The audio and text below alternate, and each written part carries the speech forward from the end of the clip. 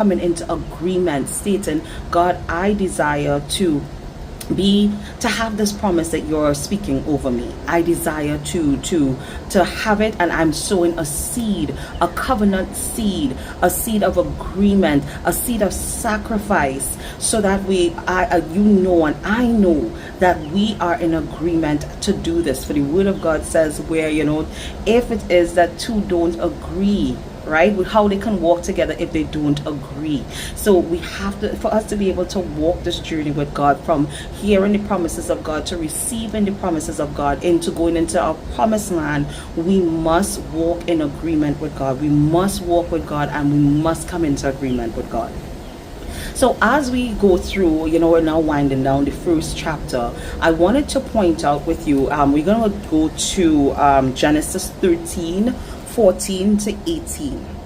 And it says, And the Lord said unto Abram, after that Lot was separated from him, Lift up now thine eyes, and look from the place where thou art, northward and southward and eastward and westward. For all the land which thou seest, to thee will I give it, and to thy seed forever. And I will make thy seed as the dust of the earth, so that if a man can number the dust of the earth, then shall thy seed also be numbered. Arise, walk through the land in the length of it and in the breadth of it, for I will give it unto thee. Then Abram removed his tent and came and dwelt in the plain of Mamre, which is in Hebron, and built there an altar unto the Lord. So if it is you have been going with me, and if you haven't, I really ask that you go back and watch those videos that were done before, because you will be able to see the progression of when it is Abraham was first called out of the land to when it is God started giving him that promise. And you would realize that every time he had an encounter with the Lord started increasing the promises that he had made over Abraham.